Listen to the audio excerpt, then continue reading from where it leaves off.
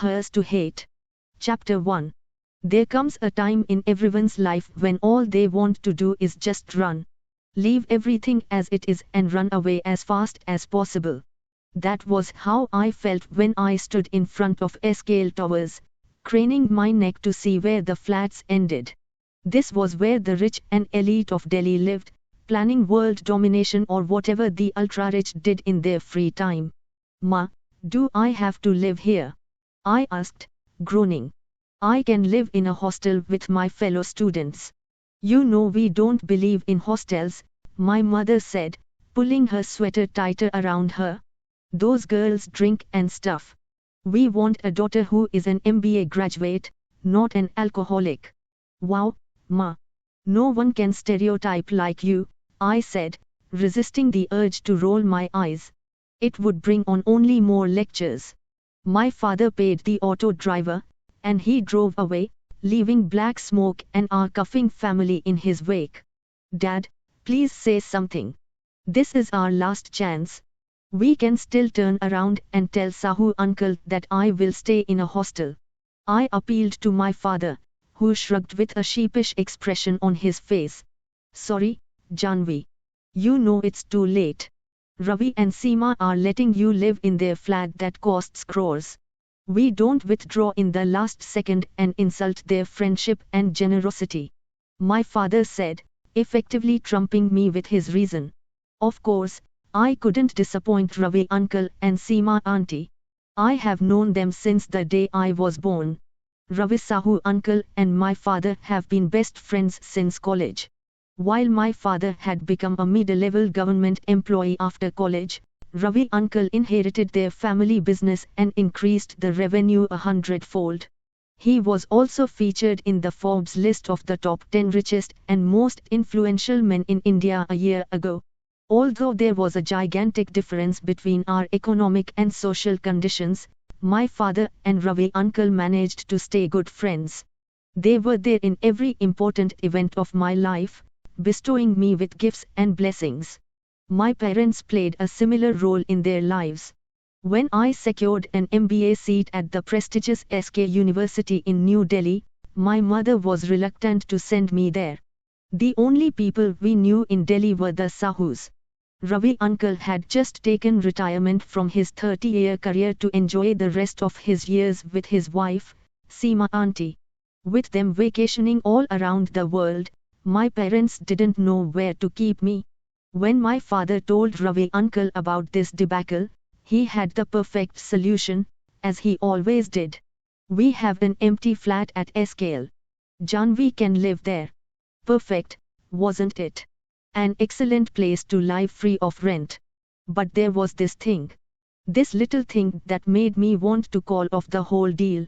"I still can't believe how perfect this whole arrangement is," my mother was saying to my father.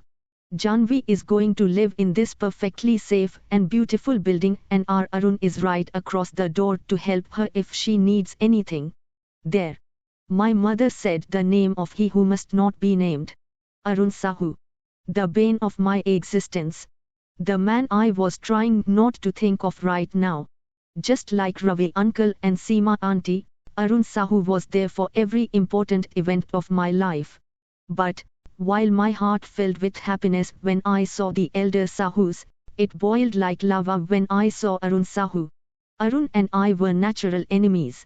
Like dogs and cats, frogs and snakes and deers and lions, Mother Nature had intended for Arun and me to hate each other just from sight. All we did was glare, snap and insult each other.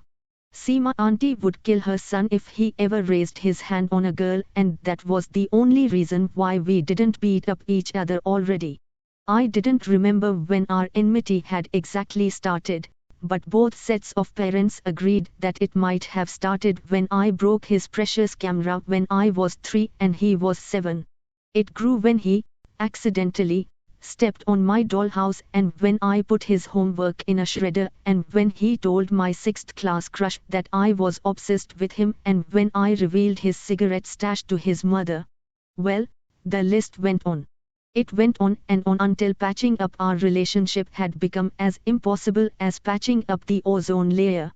Our fathers were a little disappointed that we didn't grow up to be best friends like them, but I had a feeling that they were immensely entertained by our fights.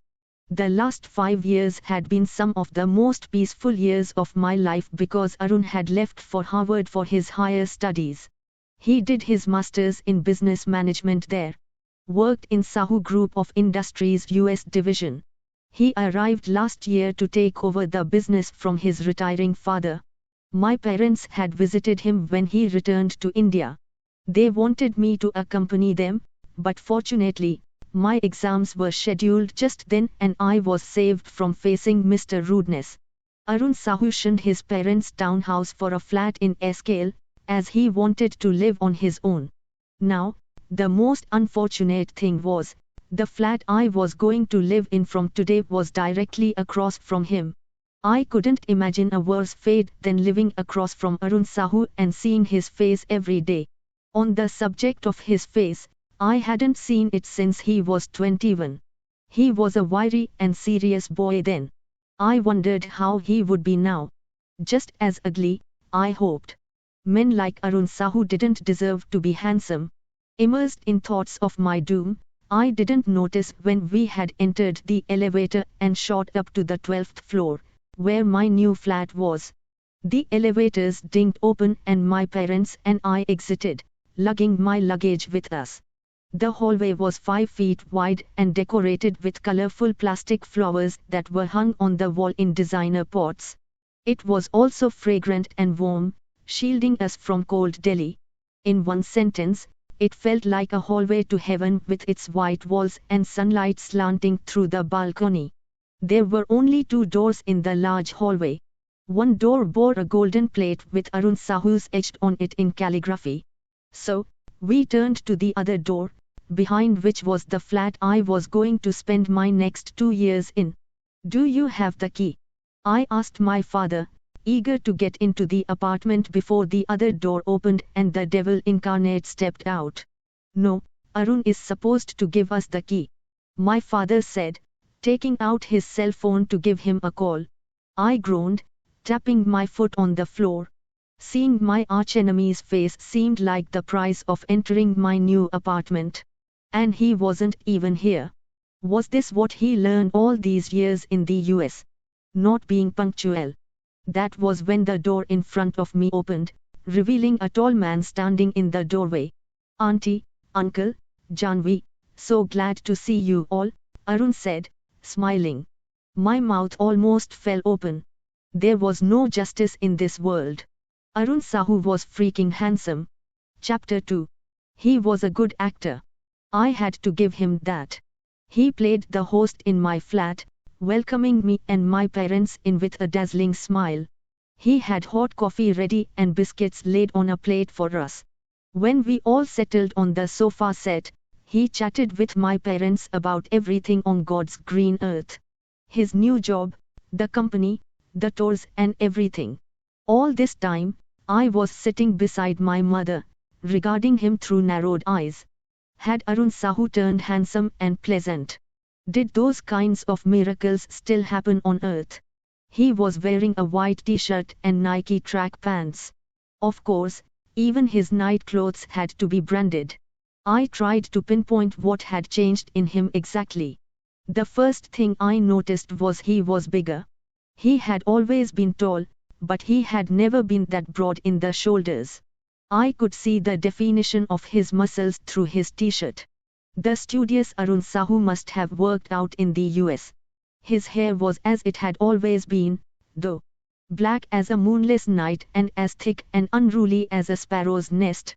Under his coal-black eyes and long nose, his smile was still the same. It was a little lopsided, which gave him the look of always being sarcastic.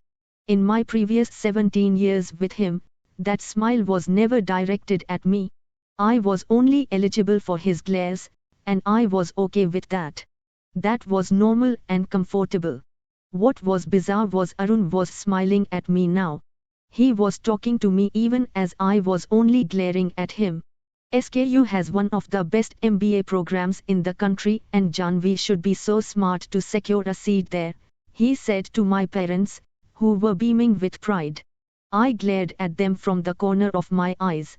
They were not that happy even when I got the seat, but validation from the great Harvard graduate, Arun Sahu, had given them a dopamine rush. Congrats, Janvi. I hope you have a great time here, he said to me. I only grunted in response.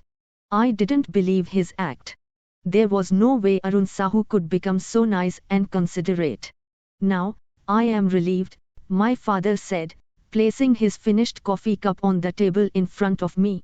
Kamla and I are a little apprehensive, considering you two don't get along that well. Now, we see there won't be a problem. Of course not, uncle. We are not children anymore. We are both adults. We won't have those silly fights anymore.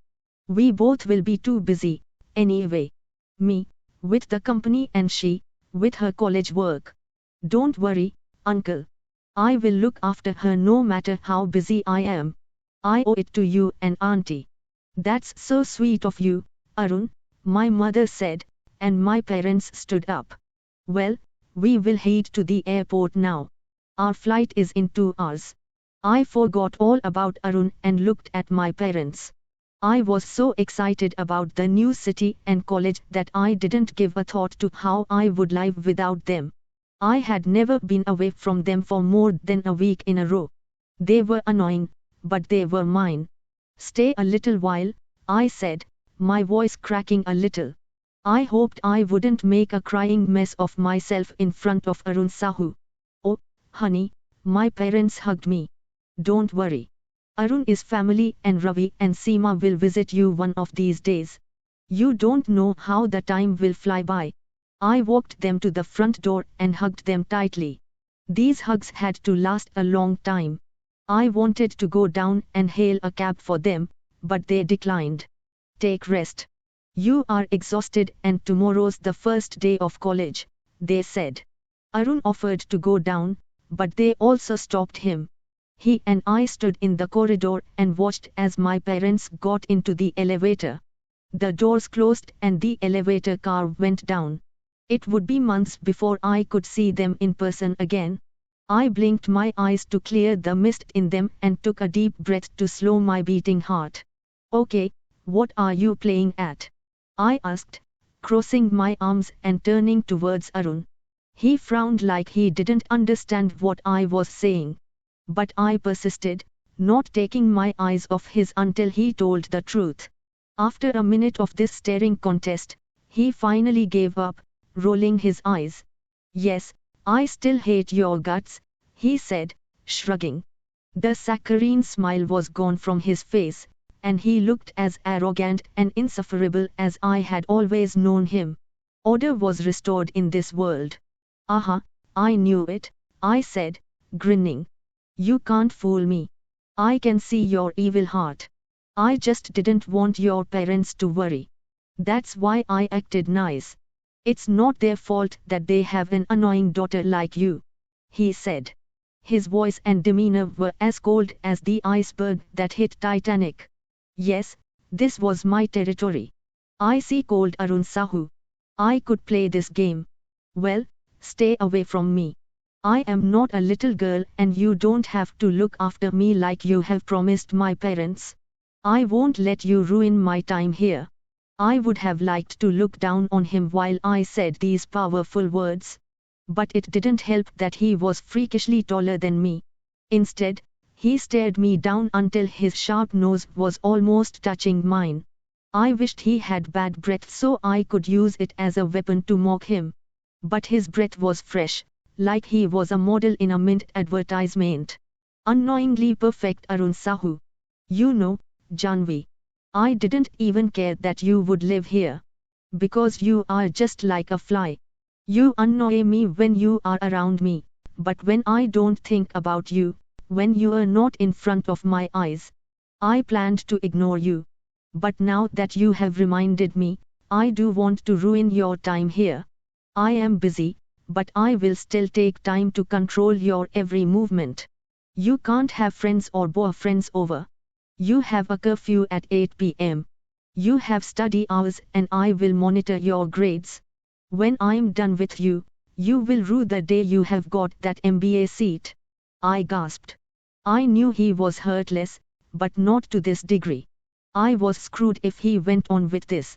What was the point of moving out of my parents' house if I couldn't have independence? What was the point of being an adult if I couldn't flip a finger at Arun Sahu and his rules? You can't do this, I said, my voice sounding more frantic than I wanted it to be. I am not a child. You can't control every aspect of my life. What can you do if I bring every boy in the college to my flat? What will you do if I don't study during your precious study hours? Complain to the principal. I'll complain. To your parents. He said in a matter-of-fact tone. No, you won't. Even you won't stoop that low. I said, my eyes widening. What was he? A 5-year-old. Of course, my parents would love it if he did all this. I escaped my strict parents' house to be under this monster's watchful gaze. I couldn't believe my rotten luck. You think? Try me. He said, moving just an inch forward. He was so close now that we were breathing the same air. I could feel the heat of his body, could see the slightest twitch of irritation in his jaw. I didn't think we had ever been so close to each other before. It felt weird.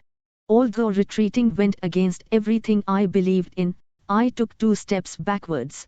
It was easier to argue with someone when you couldn't hear their heartbeat. Afraid, Patil? He asked with his lopsided smile. Of you? Never. I said, entering my flat. I slammed the door on his face and stood with my back to it. My time here was going to be more brutal than I had expected. Chapter 3. SKU was as big and indifferent as the city it was situated in. The vast campus was sprawling with students of all kinds. Some of them had friends and groups, but most of them were alone, like me. It was a little harder to make friends in your 20s. You don't have that childlike innocence anymore. You judge people and assess them before even approaching, and that makes organic friendships a little difficult. I would be lying if I didn't feel lost, searching for the first-year MBA classroom. After at least 15 minutes of roaming, I finally found the room. It looked less like a classroom and more like a corporate seminar hall. The classroom was filled with rows of semicircular desks and revolving chairs. Half of the room was full, and they were staring at their phone and laptop screens. I sat in one of the chairs and opened my laptop. With nothing else to do, I sat there tapping my foot under the desk. I smelled the person before they approached me. 2 hands covered my eyes and I could hear the person giggling behind me. Oh God, you came. I thought you were going to ditch me. I said. The hands still have not parted. She could be so childish at times. Sudha, I know it's you. Come on. Let me see you. How did you know it was me? My best friend of years said, taking a seat beside me. She deposited her bag on the desk, leaning eagerly forward. Yeah, it was so hard. After all, I have tons of friends in this concrete jungle, I said, wrenching a smile out of her. Sudha thought everything I said was extremely funny. I thought it was one of the reasons she was my best friend. You shouldn't let go of the one person who thinks you are funny. Look at you. You look so different. Good different, of course. She said, patting my shoulder.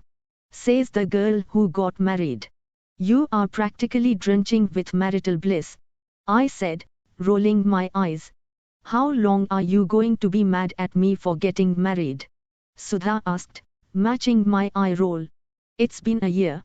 After completing engineering, Sudha and I joined the same MNC. The plan was to work for a year, do MBA in Delhi, enjoy our lives as bachelorettes and then fall in love with tall, dark strangers. We were supposed to do this together. Instead, she went ahead and fell in love before me and the horror got married. I knew you couldn't help when you fell in love. But, I was still mad. It's not that you got married. It's that I was alone in the office for a year, being utterly miserable. And now I had to live near the devil for 2 years. All because you got married. Otherwise, my mother would have let the two of us take a room and live together. Wait. Rewind. Sudha said, shaking her head. What is this part about living with the devil? Not with the devil. Across from him. I am living in a flat directly across from Arun Sahu. You know how I hate him. It's all because of you. How is it you are the one who got married and I am the one who got screwed? I said, groaning. Then I proceeded to tell her all about my living arrangements and Arun Sahu's rules. Oh my God, Sudha erupted into laughter, turning a few heads in the room. She continued laughing for a full minute and then finally stopped herself with great restraint. Just as well. I was ready to strangle her if she didn't stop soon. Wait, why didn't I hear about this sooner? You would have heard it if you were considerate enough to answer your phone. What were you even doing? I said. Sudha smiled at my words and her eyes got a faraway look, like she was remembering something. Something delightful. Had Sudha just turned red? Well, I prodded. My dear Janvi, while you were being figuratively screwed by Arun Sahu, I was being literally screwed by Rahul, Sudha said with the most scandalizing grin. EWW, Sudha, I don't want to picture that and I don't want Arun Sahu screwing me even figuratively, I said, shuddering. That got another bout of laughter out of her.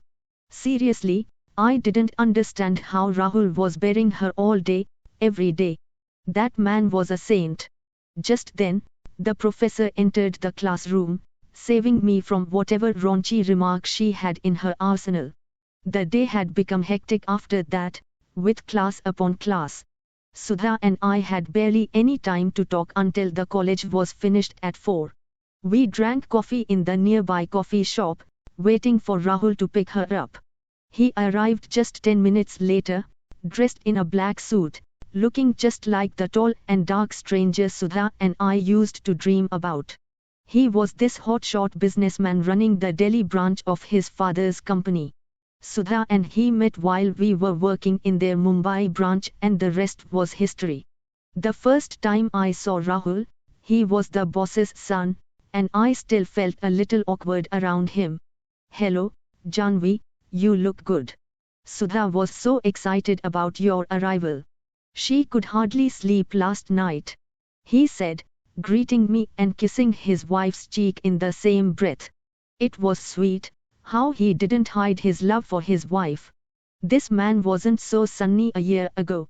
I was happy to see that my friend had such a positive impact on him. Good to know. How are you, Rahul? I asked. Great. I have to be. I have your friend. He said.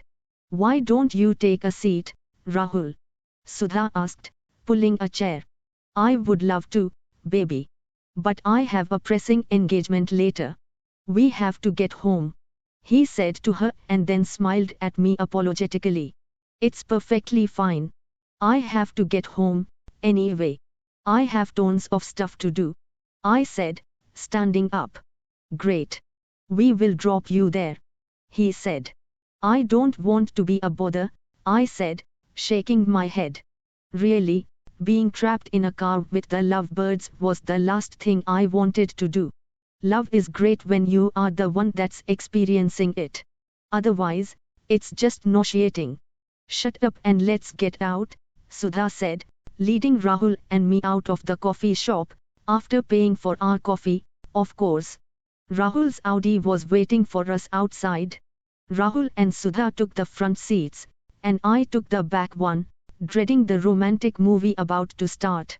Asterisk asterisk asterisk asterisk asterisk asterisk asterisk asterisk asterisk asterisk asterisk asterisk asterisk.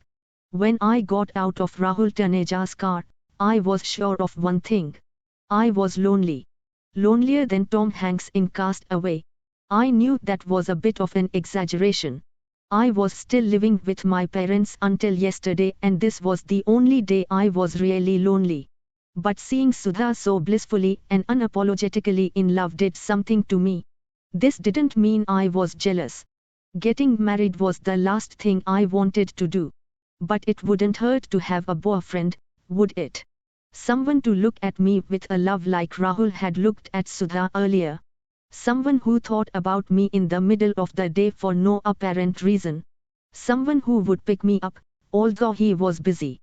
The butterflies in the stomach also wouldn't hurt. Sudha and I had been traveling the same path since we were kids. We even looked somewhat alike. People mistook us for sisters all the time. We both had freakishly big black eyes. Sudha's nose was more delicate than mine, though. We both were 5 foot 5 inches and slightly curvy. The only big difference was while my black hair was long and straight, she had amazing curly hair that made her stand out wherever we went. We did everything together, and now she had found love earlier than me, and it was irking me more than it should have. Maybe I was not such a good person after all. I arrived at my flat and unlocked the door. Before stepping in, I paused and looked at my watch. It was 5. Dang it. I was in before Arun Sahu's curfew.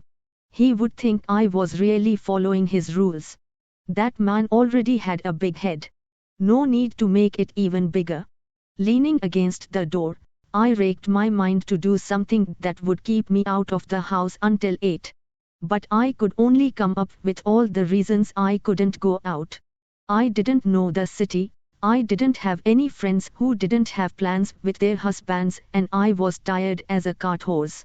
Okay, this was a good enough reason to get a boyfriend.